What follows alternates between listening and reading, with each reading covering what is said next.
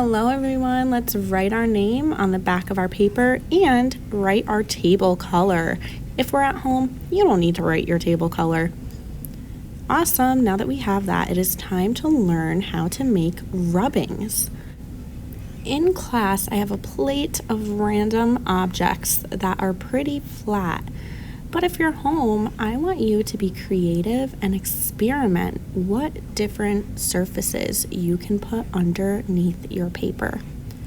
So here I have a popsicle stick, and I am pressing it down.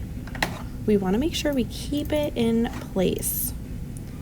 So the first step is to place, second is press, and the third is rub, which I'm doing now. I am rubbing my crayon right over my popsicle stick. Look at how cool. You can already start to see the popsicle stick. So I just put my pointer finger on top of it to make sure it's not wiggling around underneath my paper. I wanted to keep going back and forth over the same areas just to see if I could get it any darker. Uh-oh, my popsicle stick wiggled a little bit, but that's okay. Oh my goodness, look at that. It's flat, but it looks three-dimensional. What happens when I put this little square down? So we place, we press down on it, and now we rub. Look at that. Wow, that is so cool. So if you're at home and if you're kind of stuck, you don't know what to rub, just experiment. Put your paper on top of all different things and rub. You can even cut out shapes from a different piece of paper and place them underneath. Now I have a large popsicle stick that I'm arranging underneath my paper.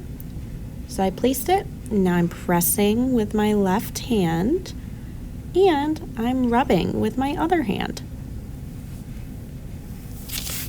This is so much fun. I carefully moved my hand over a little bit to make sure I'm pressing that paper down on my popsicle stick. I don't want that popsicle stick to wiggle.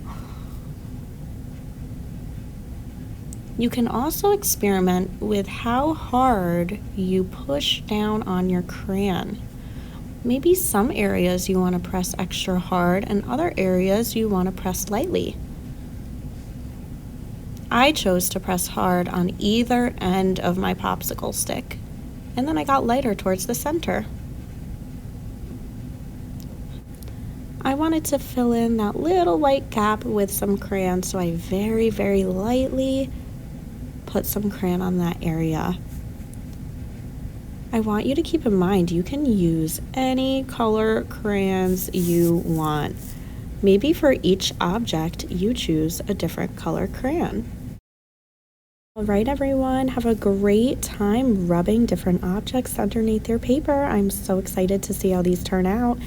I also want you guys to notice I decided to rub some extra objects on top areas that I already rubbed. What happens when we layer our rubbings?